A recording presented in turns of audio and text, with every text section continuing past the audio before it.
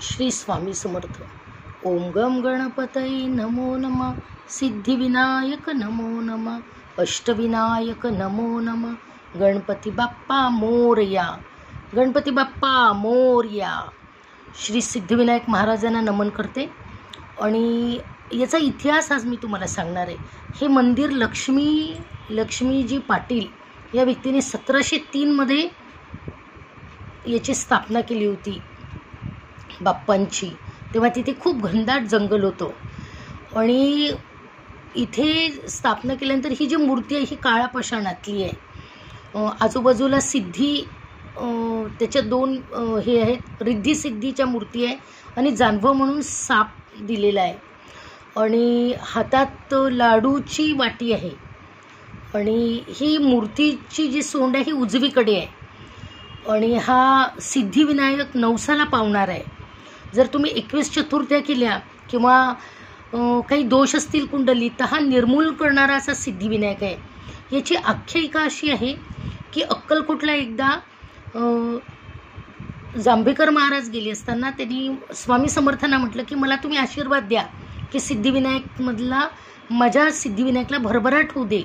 तर महाराज हसले आणि त्याला जवळ घेतलं आणि म्हणाले की तू खरा माझा शिष्य आहे आणि म्हणाले तथास्तु, तू मंगळवारी जा आणि प्रभादेवीला आणि तिथे तू मंदारचं झाड लाव।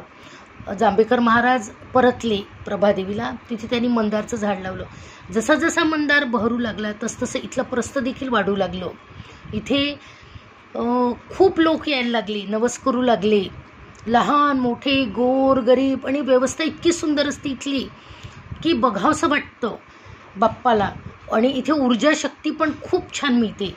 ज्यांच्या कुंडलीत मांगलिक असतात आणि लग्न होत नाही किंवा डिवोर्सपर्यंत केसेस जातात किंवा अजून काही प्रॉब्लेम असतो त्यांनी इथे यावं। बरं, हे मंडळ जे आहे फार सुरेख आहे। सिद्धिविनायक बाप्पा सर्वांना आशीर्वाद देतो, पण ज्यांना डिसीजेस आलेले आहे कॅन्सर किंवा डायलिसिससारखे त्यांना देखील हे मंडळ, हे न्यास हा पैसे देतो किंवा पैसे देत नाही, रिकव्हरी करता त्यांना ॲडमिट करून घेतात आणि डायलिसिसची ट्रीटमेंट पण या मंडळातर्फे देण्यात आलेलं आहे। फार उत्कृष्ट प्रकारचं इथे काम चालतं। असा हा बाप्पा, याच्या चरणी एकदा तरी यावं आणि लीन व्हावं। अथर्वशीर्षाचे पाठ करून बघा। इथे मी दर मंगळवारी अथर्वशीर्षाचे पाठ करते। जर मी गेली नाही तर माझ्या घरात उंदीर मामा येऊन करामती करतो। त्याच्यामुळे महाराजांचं मला बोलवणं आहे की तू दर मंगळवारी ये आणि दर्शनाला ये।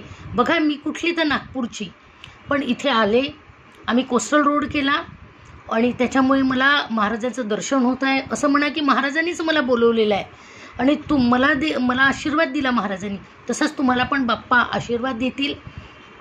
तुमच्या घरातल्या सर्व ज्या काही अडचणी असतील त्या निश्चितपणे सोडवतील आणि जर तुम्ही सरेंडर झाला तर महाराज नेहमीच आपली ऊर्जाशक्ती आपल्याला देत असतात। आपला आशीर्वाद आपल्याला बाप्पांचा मिळत असतो। झालेली सेवा मी माझ्या स्वामी समर्थ चरणी रुजू करते। श्री स्वामी समर्थ।